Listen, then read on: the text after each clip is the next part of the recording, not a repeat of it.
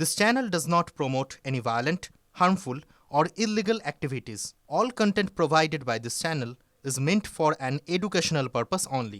যে বড় খবরে আমাদের নজর থাকবে, ন্যাজাটে সাক্ষীকে খুনের চেষ্টার অভিযোগে আরো গ্রেপ্তারি। ঘটনা 4 দিনের মাথায় এবার তৃতীয় গ্রেপ্তার। ধৃত ঘাতক ট্রাকের খালাসি গোলাম হোসেন মোল্লা। গতকালই গ্রেপ্তার করা হয় উত্তম সর্দার এবং রহুল কুদ্দুস শেখকে। আরো বিস্তারিত এই বিষয়ে জানবো, কথা বলবো আমাদের প্রতিনিধি দীপঙ্কর আমাদের সঙ্গে রয়েছে। দীপঙ্কর, পুলিশ কিভাবে একে একে এই দোষীদের জালে তুলছে? দেখো, পুলিশ তদন্ত শুরু করেছে গোটা ঘটনা আদতে চক্রান্ত নাকি এমনি দুর্ঘটনা সেটা নিয়ে পুলিশ তদন্ত করছিল। তার মধ্যে এফআইআর এর নাম নেই এমন লোকের অ্যারেস্টের সংখ্যায় বেশি কিন্তু লক্ষ্য করা যাচ্ছে। গোলাম হোসেন মোল্লা, তারও নাম এখনো পর্যন্ত নেই আমরা জানতে পেরেছি, কিন্তু তিনি ওই ট্রাকের খালাসি, সেই জন্য তাকে গ্রেপ্তার করা হয়েছে। এর পাশাপাশি উত্তম সর্দার, রুহুল কুদ্দুস মোল্লা শেখ, তাদেরকেও গ্রেপ্তার করা হয়েছে। এদেরকে জিজ্ঞাসাবাদ করে ড্রাইভার কোথায় আছে সেটা জানার চেষ্টা করবে পুলিশ, এবং এই ঘটনায় প্রকৃতপক্ষে যে দুর্ঘটনা ঘটেছে সেই দুর্ঘটনা ইচ্ছাকৃতভাবে বা প্ল্যানিং করে দুর্ঘটনা ঘটানো হয়েছে কিনা সেটাও খতিয়ে দেখার চেষ্টা করা হচ্ছে। সেই কারণেই গোলাম হোসেন মোল্লা তার হদিশ পেয়েছে পুলিশ এবং তারপর তাকে গ্রেপ্তার করেছে। আজকে তাকে তদন্ত আদালতে তোলা হবে। ধন্যবাদ দীপঙ্কর, নজর রাখো। এই মুহূর্তে আরো একটা খবরে নজর রাখবো। নিরাপত্তাহীনতায় ভুগছেন ভোলা ঘোষ। তাকে খুন করার পরিকল্পনা হয়েছিল। দুর্ঘটনার পর থেকেই বারবার দাবি করেছেন ভোলানাথ ঘোষ। 3 জন গ্রেপ্তার হয়ে গেলেও এখনো অনেকেই অধরা।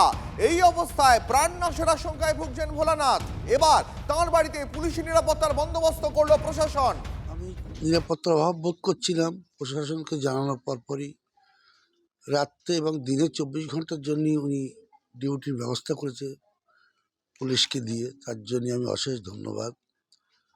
কিন্তু নিরাপত্তার অভাব বোধ করছি বা করছি না, তার একটা মতান্তর হলোই এখনও তো সেই ঘাতক ড্রাইভার বা অন্য যাদের নাম এফআইআর তারা এখনও ধরা পড়েনি। নিশ্চয়ই পুলিশ তদন্ত করছে বা খুঁজছে। আশা রাখি খুব তাড়াতাড়ি মনে হয় তারাও অ্যারেস্ট হয়ে যাবে।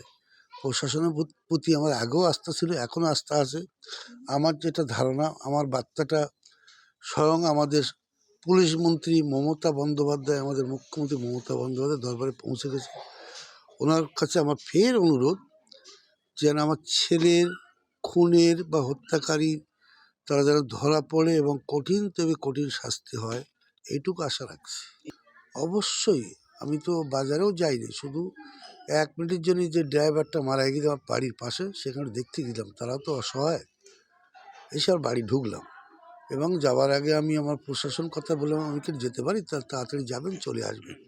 আপনার বাড়িতে সমস্ত পরিবার আছে, তাদের সুরক্ষার স্বার্থে আমরা এখানে আছি।